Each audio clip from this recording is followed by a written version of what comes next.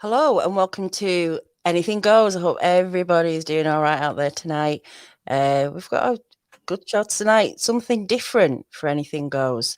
We've got an encounter story, kindly going to be shared by Melanie Arizon.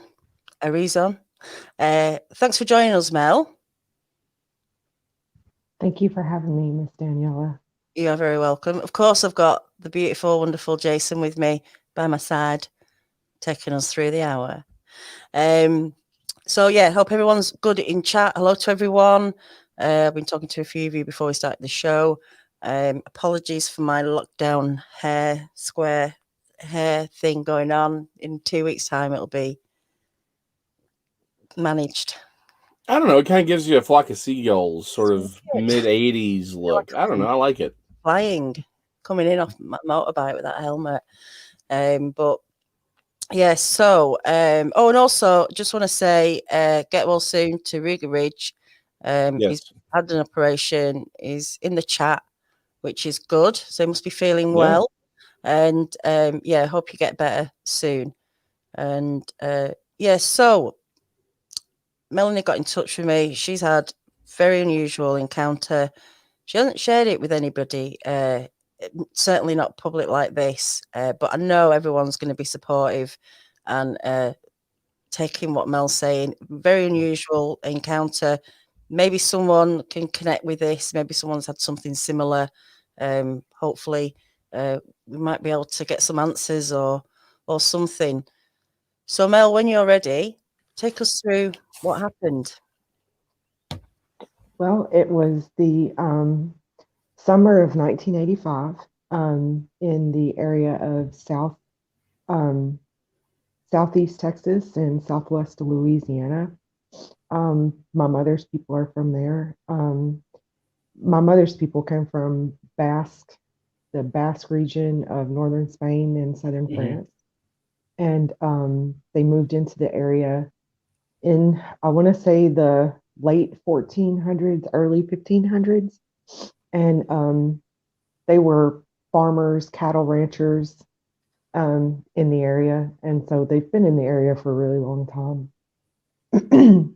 But in the summer of 1985, my twin sister and I went to stay with my mother's mother, my grandmother. Um, we She wasn't really a nice woman. She drank a lot, and um, she was just kind of she had a mean personality. So she wasn't like a fun grandma to be around. She's kind of scary for 2 5-year-old little girls. So she's just a scary woman, and we weren't looking forward to going there. Mm-hmm. It was a scary ranch house that she lived in. It was old, just very, very old, um, dusty. She collected owls, so there were owls everywhere, cartoon owls, macrame owls, just paintings of owls, stuffed owls, which were extremely creepy. Um, she liked owls a lot, and her house smelled, it was just a terrible smell. It smelled like old fried catfish and beer. And then she had Wow. these candles that I used to like to, well, I like to smell candles. I like smells. And so I would try to smell her candles, and her candles just, she had them set everywhere, but they smelled really bad. And she had a guest room that my sister and I stayed in, which is where my encounter happened.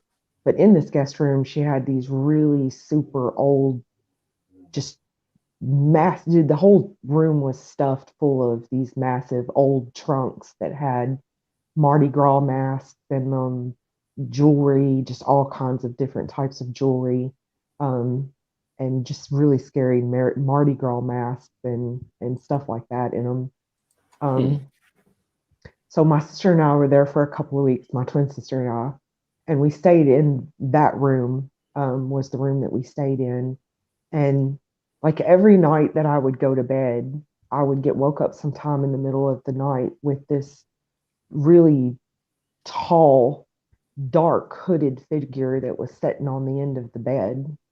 And I would just think in my mind, please don't hurt my sister. Please don't hurt my sister. Just being really scared. And I'd just be so terrified that I didn't want to holler for my grandmother because I was afraid I would get in trouble.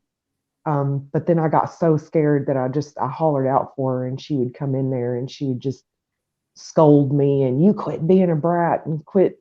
You're just having bad dreams. You need to go to bed. And if you weren't so mean, you wouldn't have bad dreams like this. And so she'd scold me. And then when she would come into the room, it would disappear though.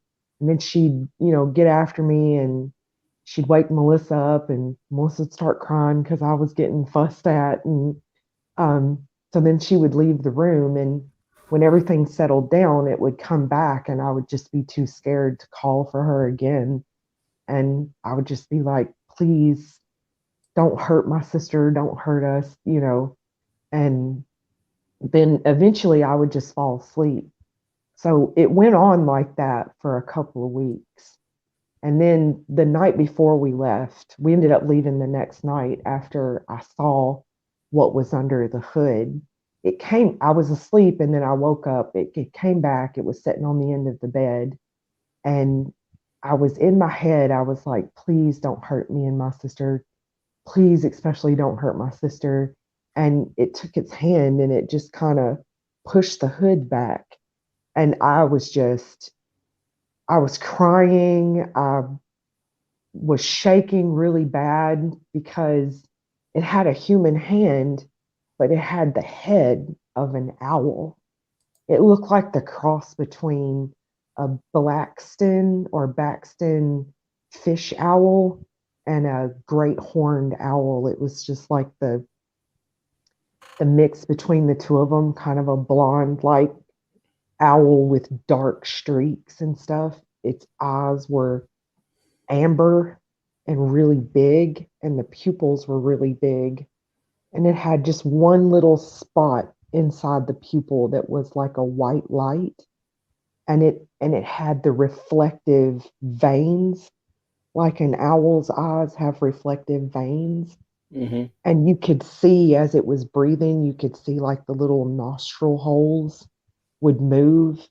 And we had a fan in the room.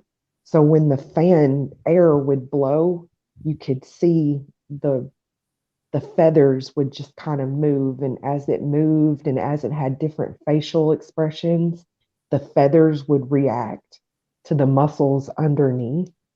Mm-hmm. So, because at first I thought it's a mask, somebody's trying to scare me. My grandmother's trying to scare me because she's mad at me. So she's wearing this mask and she's trying to be really ugly to me. And I quickly realized that it was a real face because it had expressions, and the feathers would move with the expression, with the muscle tone underneath it. And I was just so terrified that I pulled the cover up over my head, and I just held it there for the longest time. And I was like, please don't hurt my sister. Please don't hurt me. Please don't hurt my sister. And I started sweating and I couldn't breathe. And I could feel myself starting to pass out after being under the covers for so long. And then this flash of light came through the window, and it was so bright. It's the brightest light I've ever seen. And this flash of light was so bright that it had color prisms in it. Like you could see rainbow in it. And it flashed, and I felt a scuffle at the end of the bed. And then the covers were pulled gently from around my head, my face. And I just took this really sharp, deep breath, and I passed out. And then my mother came and got us. Well, I woke up the next day and I told Melissa, my sister, I told her everything that happened. She was scared too, but she, for whatever reason, she just remained asleep. She wasn't, of course, I wasn't going to wake her up because I didn't want to scare her either. So, right. But I told her all about it, and we talked about it on our way home, and our mother had came and got us the next day. And it wasn't long after that. It was the last time I saw my grandmother. It wasn't long after that she died. And I was told she died of cancer, and then I was told she died from a heart attack not long after that.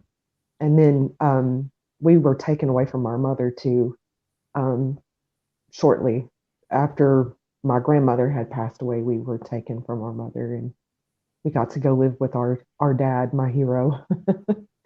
And um, that was my cryptid encounter. And I've searched high and low. I've researched ancient biblical scriptures. I've researched scriptures that are biblical but are been taken away, taken out of the modern biblical texts. I've searched ancient Greek, Thracian,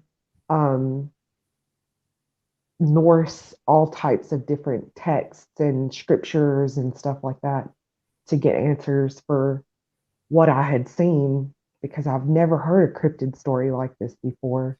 It's always been like Dogman or werewolf or the Goat Man or Sasquatch, but never Owl Man. And the latest information that I had gotten, someone shared it's the Ares Gutiérrez. I'm not sure if I'm saying that right, but it's like a French grimoire from like the early 1500s. And it explains this owl man as a marquis of hell. They call him Andrus. Okay. I know exactly what you're talking about. Yeah. He's associated with the goddess, with a goddess of war. She's always depicted with an owl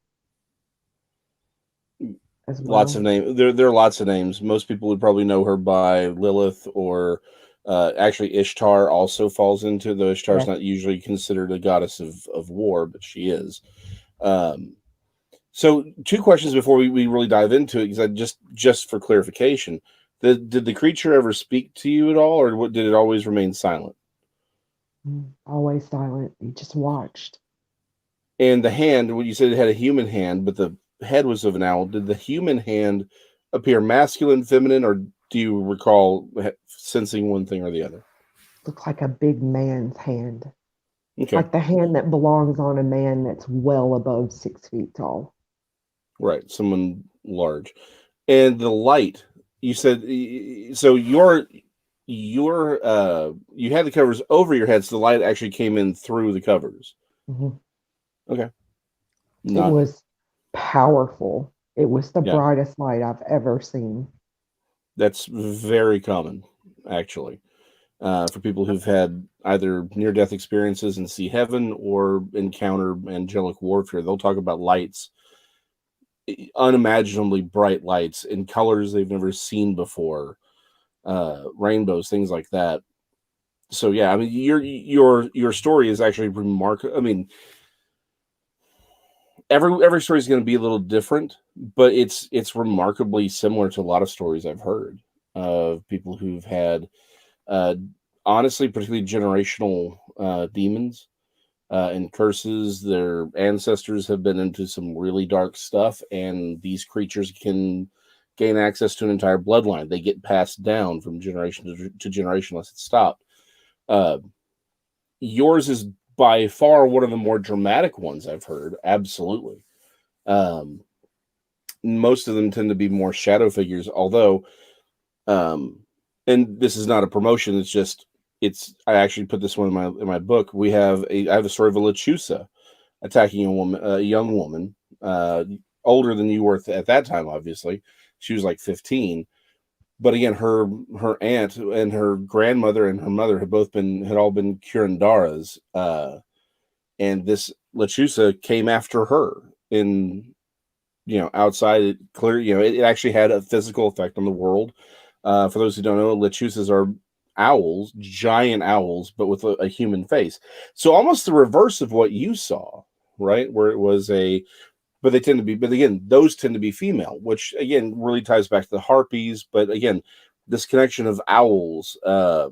Owls have often been associated with the occult, so this kind of goes back a long way. Again, Ishtar, one of the most famous depictions of her is her with wings, owl and or bird-like legs, with flanked by two owls. So, I mean, like I say, it's very dramatic, but it's very, very typical for some of the stories that I've heard. When I read your email, the first thing I thought was a cult. Was your grandmother messing around with anything? Do you think the candles and, I mean, not that candles mean anything, but she had a lot. Did you know? I mean, you were 5 at the time, did you say? Yeah. Yeah. How many visits do you remember before the hood came down? Not many. I didn't spend a whole lot of time with my mother's mother. Okay. Later on in life, as I got older and started, sorry, researching these things and trying to find out more about my mother, after we were taken from my mom, we didn't see her again until we were adults. In fact, I didn't see her again until like 1999 when I joined the wow. Army. Wow. I joined the Army and was in the Army for several years. And Mhm. so we didn't see her again until after we were adults, but just I seen things when I was in the Army too. I've seen a lot of things that I can't explain throughout my whole life. And which is why I'm in the therapy group that I'm in. It's actually an organization that works with people just like me. And there are a lot of people just like me out there. So I just through my research and stuff, I started to find out that my family, that side of my family, was highly esoteric, and that they were involved in the occult very deeply and for a very, very long time, and quite possibly in the area that they're in or moved to the area that they're in because of their occult practice. That's very typical. That's exceptionally typical for that. Well, I mean, because again, what you're talking about, that's not a common. Most people they don't have such vivid encounters like that. That was something, like I said. I mean, just from your story, the occult had to be involved to have the creature allowed to manifest that visibly. That, like you said that you could feel it sit on the bed. I mean, that goes beyond a lot. That goes way beyond a lot of encounters that I've had that I've had the chance to talk to people about. So I'm nothing you're saying is surprising. In fact, it's like I said, it was very, very dramatic, and it sounds like that's probably because of your family's history, but it's not surprising. And to what you said just a few seconds ago, absolutely, a lot of people have these encounters, but they don't get a chance to talk to people because they're afraid they won't be believed. They're, even when I've run across people who they've taken these things to like pastors, and the pastors look at them like they're crazy, which makes absolutely no sense to me. You had a real encounter. I mean, this is a real thing that's happened to you, and I'm sorry that unfortunately, it seems like a lot of people wouldn't necessarily or haven't been as supportive of you in this encounter as they should have been. That's the thing. We don't, we did the drawing with Larry on Thursday and had Katie on, and it really took sort of don't realize the impact of these encounters. And I saw it in Katie's face while Larry was drawing it for her. And the further we got into it, I just, sometimes I don't realize the impact until you see it.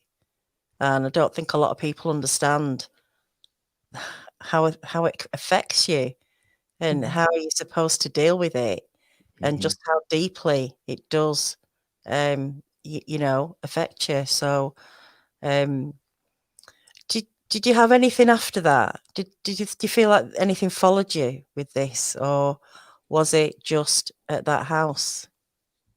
That's the only cryptid experience I ever had as far as that was concerned, but I did have other things. And might I say, Miss Katie is her, the show that you had with her was what encouraged me to get in contact with you because I thought if she was brave enough to be vulnerable, I could do it too. So I appreciate her for that.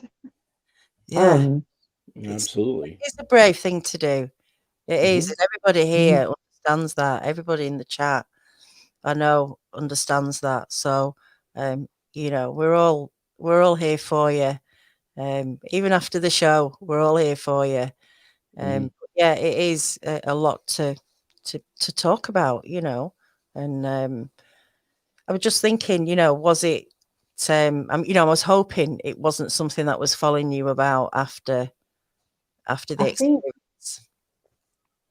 um my sister and I used to share the same night terrors, like the exact we would have the exact same dream. And we would encounter scary things inside the dreams. And like she would have it one night and then I would have it the next night, or, vice versa. So we used to have these really just very terrible dreams and that we shared. The older we got towards, puberty and then 15, 16 years old, it just kind of died off. Um, but we kind of developed this fascination with vampires and werewolves and just monsters and cryptids and stuff like that. We developed a fascination, and I think it was because we were trying to find answers because we couldn't just come out and ask Yeah. family, especially not our dad, because he was a very strong Christian man. And there was going to be none of that talk in his house. It was, any problem you're having, you pray about it and Jesus is going to fix it. And I don't not agree with that. I totally agree with that, especially now. But it was almost as if he just didn't want to hear it. Um, Yes. and so we went searching elsewhere to try to find the answers that we were looking for. And I did try to go to church and ask the pastor and the preacher because there are passages in the Bible that talk about these creatures and cryptids and the demons and the different things. But it was no, shush, you can't talk about that. We don't talk about that here, you know. Um, so I've had numerous I people kind of tell felt, me, we don't want to my face, we don't want to talk about that stuff. And I'm like, but it's right here. Like, you have to. Gene actually had a great point, which is, yes, you can't. It's like, yes. In fact, I think the reason it died off was because of your father. It died off because you were separated from the section of your family that was allowing access to it. But you still need to emotionally, psychologically work through it. You have to know that you're not crazy. You have to know that there's an answer to what was happening and that you were experiencing something legitimate. You have to be able to talk about it, to work through it. Um, that's the real shame here. Is you shouldn't have had to not tell people. You should have not had to have had someone say, we don't want to talk about that. There is absolutely every reason in the world for people to have said, no, tell us your story. Let's help you work through it. Yes, your father did what he did to protect you, but to a point, I've seen this time and time again. It's, well, if we don't talk about it, then it's not real or it doesn't happen. And it's like, that's not the way the world works. It's real whether you like it or not. And more often than not, the thing that I've encountered is that most people, because they don't know it's real, they run across things they don't need to run across. They have encounters that were completely preventable because they didn't know. I'm guessing, is Melly your twin sister? yes, she's in the chat. Yes, She would yes. never So, not support me in anything. So hi, twin sister. She said that you should tell your military story. Story, yeah. So she, she's pushing you under the bus on this one. She yes, is. she just threw me under the bus. Mm-hmm. um, I am a little bit hesitant to say a lot about my military experience because um, upon exiting the military, I signed a piece of paper that I would not discuss Hmm. some things. That's And Yeah. because I've signed a contract, if I break Hmm. that, if I break that contract, they can come after me. And that Yes. is certainly not anything that I want. no, we don't want, No. Um, No. we don't want that. No. Only Absolutely. a brief outline, maybe, of.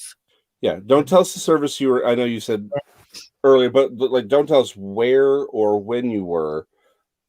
You can talk around those things. Unfortunately, we've had the opportunity to talk to many military officers who've had some really wild experiences, and yes, they all have. Again, a lot of them have that same contract. So again, without telling us where or specifically who you were with, what happened? um, I was in charge along with other soldiers.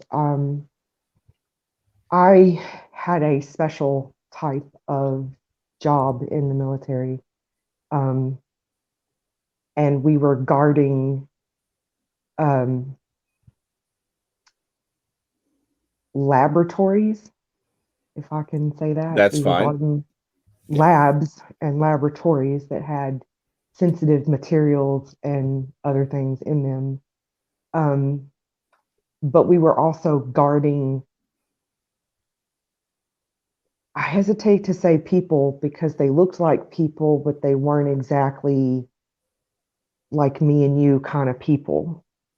They were Oh, very fair skinned. They had really light blonde hair and just these really big blue, and some of them had green eyes, but just these really large almond shaped eyes, just very piercing wow. eyes.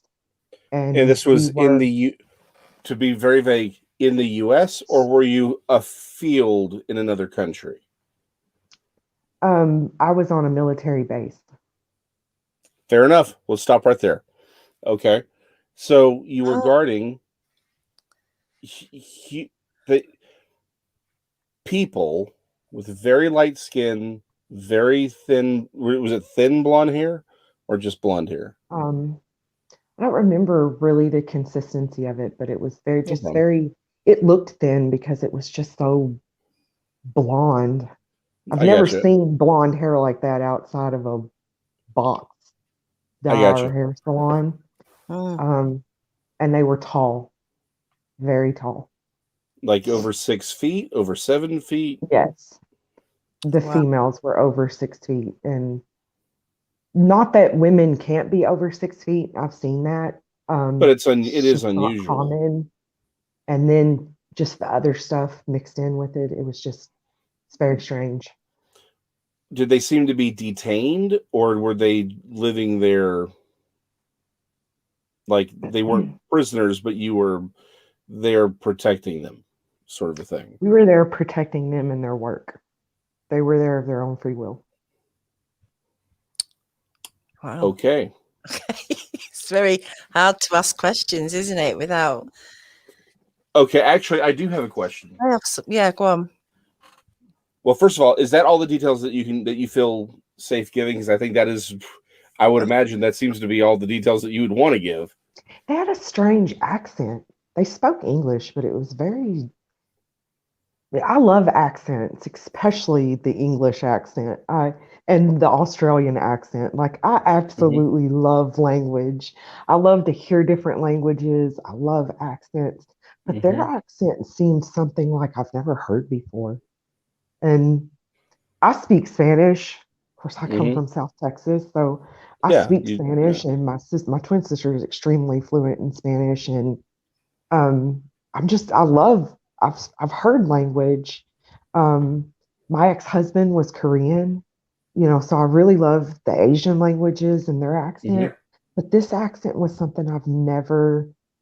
They spoke English. I've never heard them spoke any other language, but they had a very heavy accent that seemed strange, very odd to me.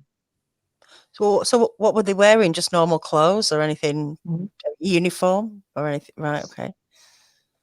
Oh. Okay, so the question I have is this. Hold on, give me 2 seconds. I've been trying to formulate this in my head, and I'm still working on it. Okay, here it is. While you were protecting these interesting people, did you have any other what people might call paranormal encounters during that period? I've had, yeah, I've had lots of them. I've seen what people would call apparitions, Mm-hmm. but they weren't ghosts of like human beings. Um, they were ghosts of something else, like wandering spirits is what the Bible calls them. So Yeah, I believe they were the spirits that belonged to something else. the Nephilim. Um, Yeah, I've seen doors open all by themselves. I've seen TVs come on, and not the newer age TVs where they kind of can come on by right. themselves. And they Yes. do that because there's some sort of something with the remote. But I'm talking the old timey, you got to get up and go and pull the knob out Yeah. to get the TV to turn on. I've seen those turn on by themselves. And um, I've heard strange things in the night. And I've always, the supernatural or the paranormal has always been around me my whole life. I've I've been sensitive to it and I just see it more often than others. I'm not really At, sure where I fall into that. at night, let me ask you this one question before I follow up with my previous question. At night, when you lay down and it's quiet, do you hear what sound like voices? Like when two people are in the next room and they're whispering, but they're yell whispering at each other, so you can't tell exactly what they're saying, but you can hear them talking back and forth. Do you hear that kind of a thing at night sometimes? I have had I have had voices where I've heard voices, and it seemed as if I was in the same room with them and they were talking amongst themselves. But they were talking about me, and Mm-hmm. it was as if they didn't think I could hear them. Yeah, So, yeah. but I could. And then um, I've heard my name being shouted, Mm-hmm. but my daughter would be laying right next to me and she'd be sound asleep and didn't hear it. Yeah. Again, that's actually very typical for particularly a lot of empaths. So this is sort of my follow-up question because that's what I want. That was sort of the missing piece. So I'm gonna ask it this way, and you can say yes. You know, you could if you may not have even thought of this per se, but I think you might have. Do you think that maybe you were chosen for that particular guard duty because of your experiences that they knew you were somehow perhaps more sensitive to that more paranormal aspect? Um, I've asked myself that, and actually, my therapist has asked me the same thing. Um, I have a history. There's a history of military service in my mother's side of the family. Mm-hmm. They tend to either be nurses or go into the medical field, or they tend to be lifetime service members. Um, and so I thought that there was the possibility that I was chosen for that particular job, or I because I wasn't really chosen for a job in the military. Sorry, I'm trying to plug my phone up. It's about to go dead. You plug it I in. All right. apologize. Don't panic. Yeah. It's okay. You get it plugged in, and I just want to congratulate Joey Hayes on getting his job because he's getting married to Haley. He's getting married to Haley. Remember, Haley Yes. Hayes, Haley Keys Hayes Keys, whichever it's going to be. And he was looking for a job. He was going to get the word today, and he's got the word. He's got the job. And apparently, Well, me and Miley have got a seat at the top table at the wedding. Oh, congratulations, Joey. I'm glad to hear that. Yeah. And yeah, so that's great. But why would you invite Daniela? She's going to drink all your alcohol, like all of it. It's fine. Drink It's all wedding. it. It's a wedding. Yeah, exactly. Yeah, but look, the last time you got kicked out of the wedding last time. I'm just saying. Look, just because I ripped all those things, forget it. Let's get back. Are you plugged in? Are you all right? Yes, ma'am. Okay. Yeah, those were literally all of my questions I feel comfortable asking over the air like this. So I'm done. Please, Daniela. Let's see if we. Well, I'm interested about the people you were looking over. Mhm. When you say they had a funny accent, was there any kind of mind speak or telepathy or anything like that? No, they seem to be following a very strict protocol, which is not uncommon in the military, which is why I didn't think anything funny of it. Because we were all under strict protocol. You have to do certain things a certain way, and there's things you can Mhm. talk about, and there's things you can't talk about. And then, we were just, I guess to them, we were just, oh, these are just our guards. So they didn't really pay us much mind. Didn't really pay us much attention at all. But standing on guard duty for hours and hours, usually 12 on, 12 off. Mhm. And sometimes we do 24-hour shifts. Oh You wow. hear things. You hear things and you see things. And you try not to react in the moment because you're trying to be a professional. And you're trying to stay within your protocol. Mhm. But you keep it in here and then you roll it over in your head, when you're in your free time, when you're alone and your mind just starts to wander with you. And I just always remembered it because it was odd. And I've had so many different odd experiences. It's like I have a data bank in here of just really super odd Mhm. experiences. Um, Sorry, I'm just thinking of. Have you heard of Charles James Hall, Mel? mm-mm. He was in the military. He was a weatherman, and he was on some base. I think this was in the 50s, maybe 60s. Mhm. I can link up some details in an interview he did, and he wrote a book. Pretty sure it was called something like The Tall Ones, and Yeah. he was talking and interacting with kind of human-looking people, very tall. He described it almost like an airport lounge where they were coming in and hanging around and doing stuff, and then getting accustomed to things here or where they were.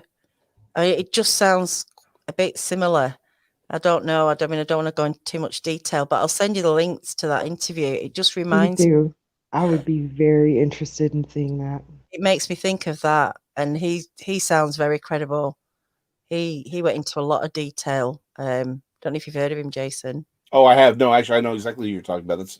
That's why I've been kind of trying to hold back some of the questions because I don't want to get her into trouble. So, real quick, using that as a reference point, because I had forgotten that one point. Like you said, that they seem like for Hall, the people he was dealing with, it seemed like they were acclimating to life. Like you said, airport lounge. That was the implication he had. Did it feel like they were, for you? It sounds like they were working. Like this was just, they lived there, but they were working, and it was a job. They didn't necessarily seem beyond the obvious unusual. Like they're just there to work. They weren't like looking around like what's mustard, what's nothing like that. Just more like they were there for a job, right? Yep, they were there for a job and they knew the job well. They knew the base well. Um, I never saw them in common places like the PX or Mm-hmm. clothing in cells or anything like that. I never saw them outside of the lab, the laboratory complex.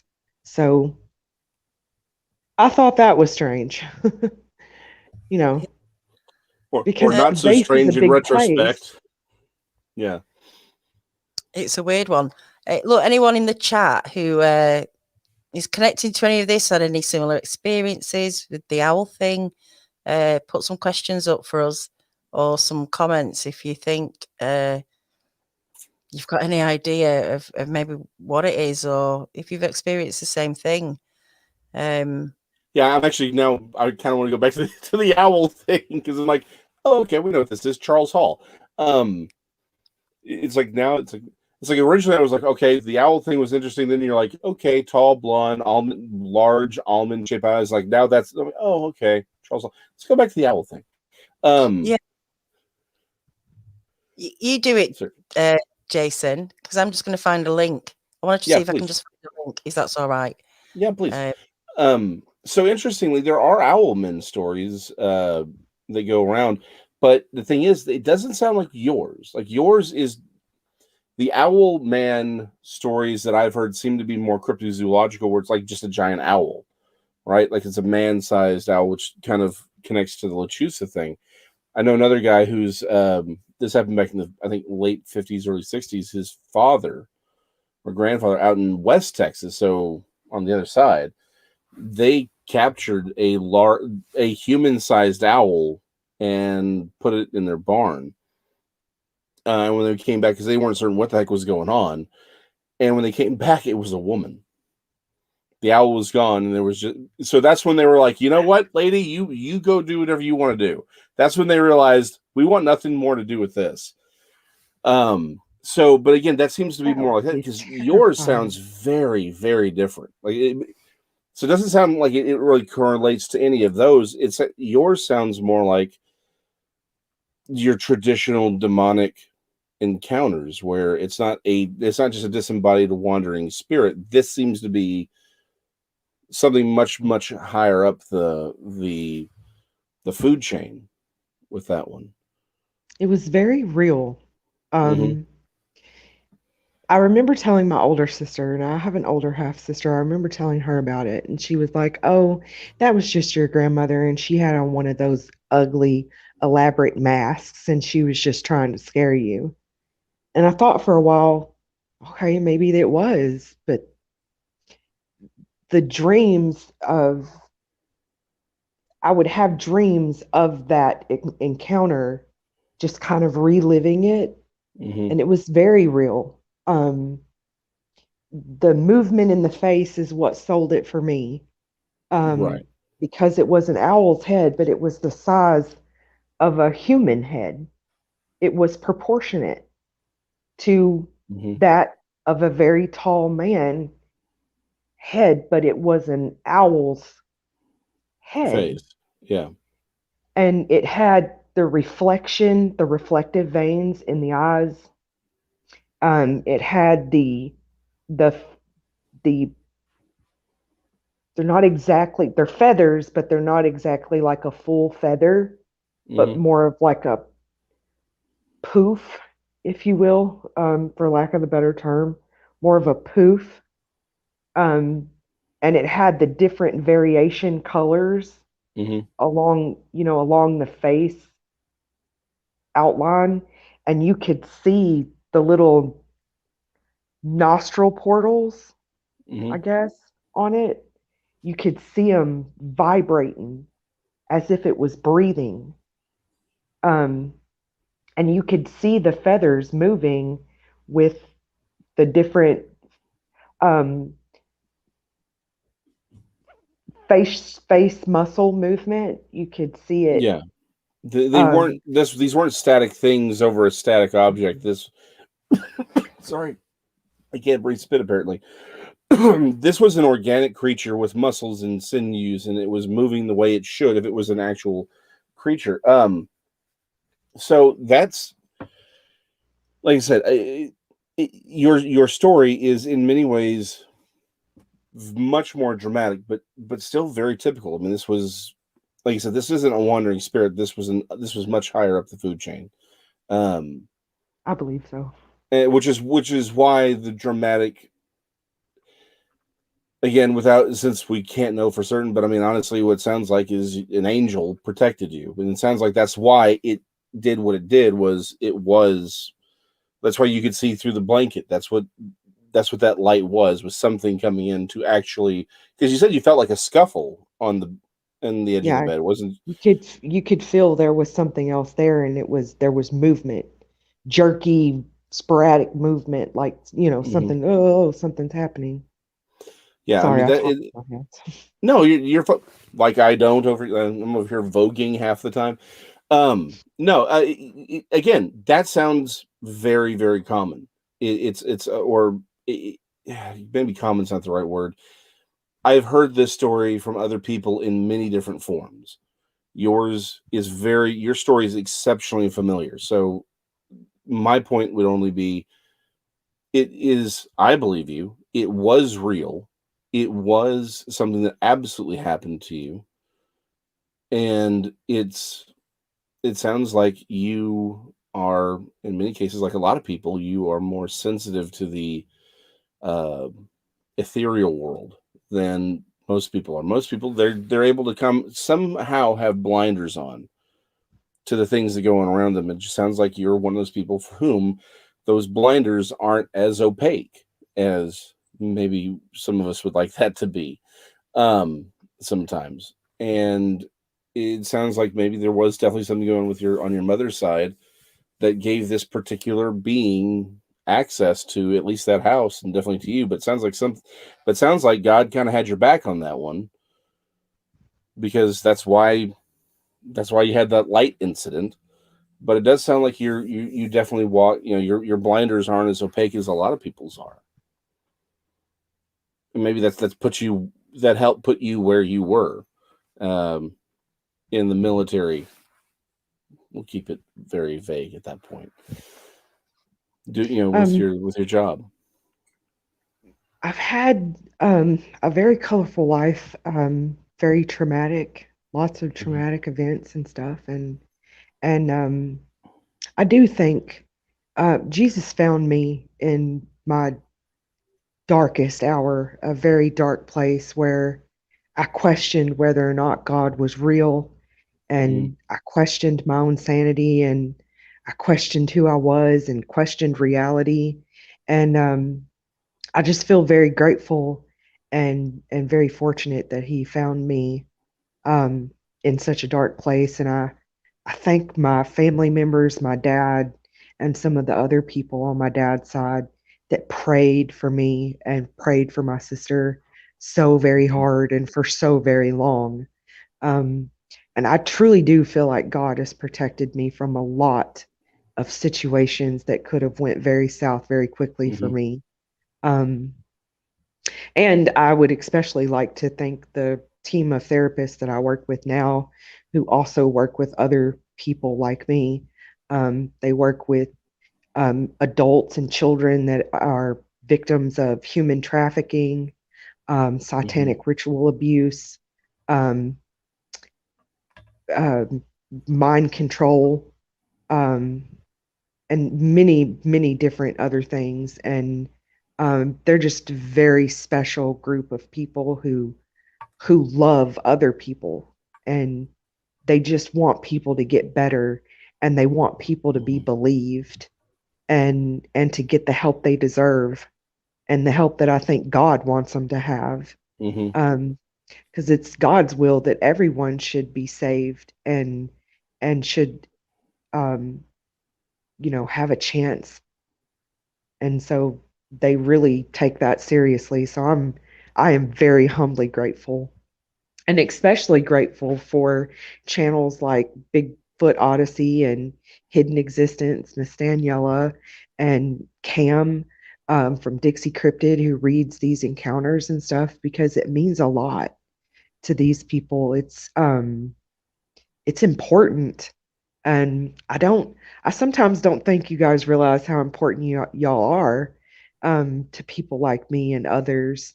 Um, it's given me a lot of strength to be able to speak out and come forward with my testimony, and as with Miss Katie as well. And it's very important. And so I'm just truly grateful to know people like y'all, and the people in the chat are really funny, and um, and they're good people. So I'm grateful. I'm grateful to God for people like y'all, and for other people in the community as well. So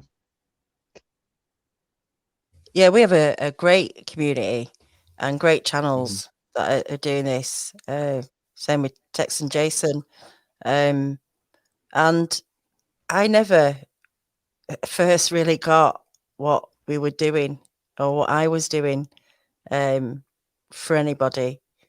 I know people enjoy watching what we do, but because I've never had an experience, I guess, like that, it's hard to imagine what the other side is feeling. But recently, and I think it was not just very recently, but for a while, but recently with Katie, especially, her reaction really hit home just how important having these spaces are for people to come and share their story and to just feel like they can do it in a safe space, and they're going to get support. Everybody knows in the chat whether you've had, you know, a Bigfoot or a cryptid or a UFO or whatever, what doesn't matter what your experience is, you all are feeling the same at the end of it. And that's the important thing, is that, you know, you understand where these people are coming from with these encounters. It's not easy. You can see, you know, Mel's been upset tonight telling us, and Katie was, and other people have, and that's just, you know, the reality of it. So, you know, I'm grateful for you coming on and sharing, and I'm sure lots of other people are. And like Katie gave you the courage to do it, you will inspire someone else to share their story and hopefully feel better and get some support. So, you know, well done for you for doing it, because it was a bit spur of the moment. yeah, I it's a little thought scary. she won't do it. I thought she won't do it tonight. And you came back, it was like, yeah, let's do it. So that was great. I appreciate you coming on. I had a few questions. Definitely saw one. Joey, thank you for joining Hidden Existence family. Oh, let me go back up. Sorry. Did these people have any special abilities from cannabis? I'm not entirely sure if they had like any kind of special powers or whatever that really looks like. But they were really good with chemistry, alchemy, and that was the job that I did in the Army. I was a nuclear biological chemical weapons specialist, and so we worked with alchemy and chemicals in many different ways, both um, live cultures and just regular, you know, chemicals, your regular run of the mill chemicals. Okay. Audrey, I hope I've said it the right way. And Jamie, was the job of these people, were doing for the benefit of humans? At the time, I would have liked to thought so, or I like to tell myself that we did. But as I get older and as I see the different military, um, the different countries and the different military actions and stuff that we have, something tells me that no, it wasn't for our benefit anyway, regular human benefit. Jean, hi Jean. Melanie, what state? Oh, sorry, this isn't. Oh, I think she's asked your sister. That, sorry. If you probably sister's probably answered that one. Yeah, Southeast Texas. Let me just have a quick look to see if there was any more. So I'm going to. No, you're not blocked. We can see you. You shouldn't be blocked anyway.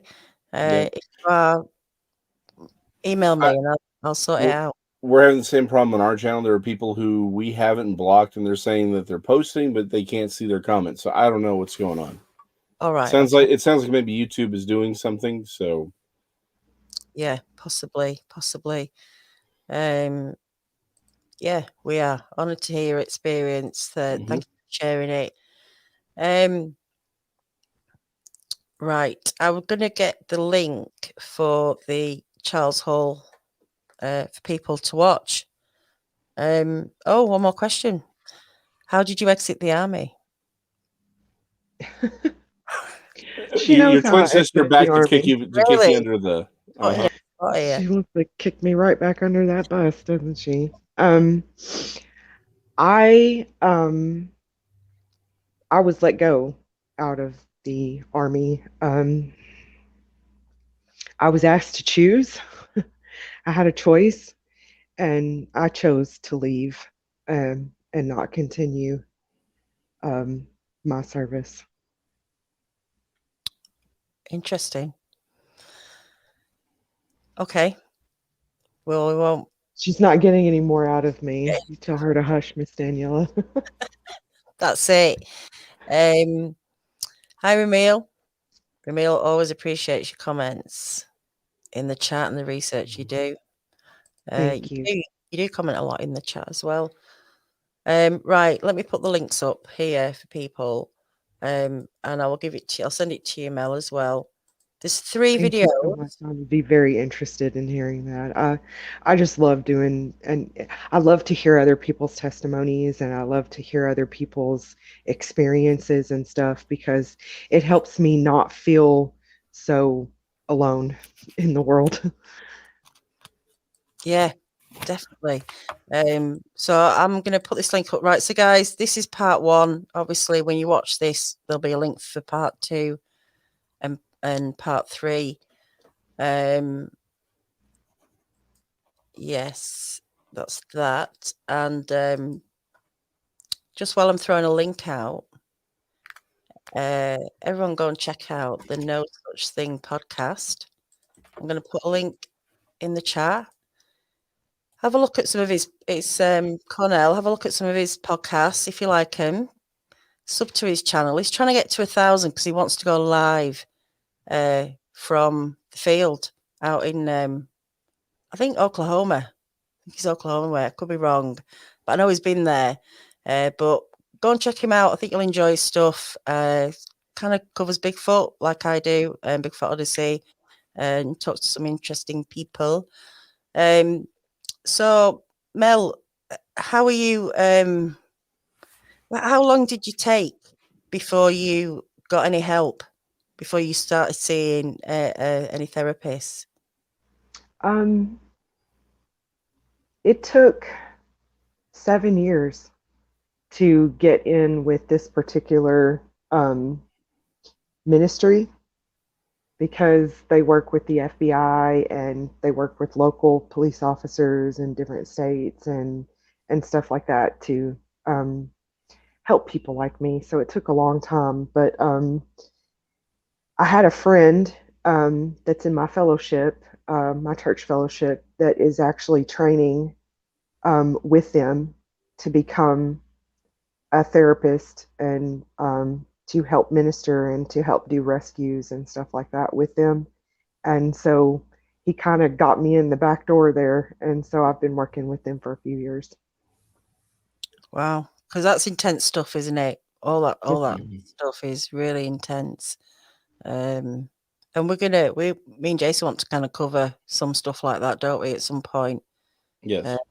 Just all this terrible stuff that's going on that's not talked about enough. Must be very difficult with the satanic stuff and everything. It needs kind of like talking about, I think.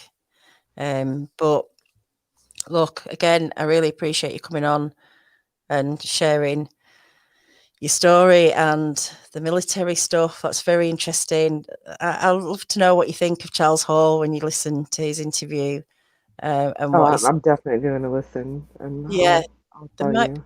might be a connection there. Jean, what? Men in Black? Is she pushing it now? Talking about the Men in Black. Go and check out Jason's channel, everyone. Not Another Bible Study. And obviously he's on with Great tech. Bible studies. Yeah. even I enjoy them, and I'm, you know me.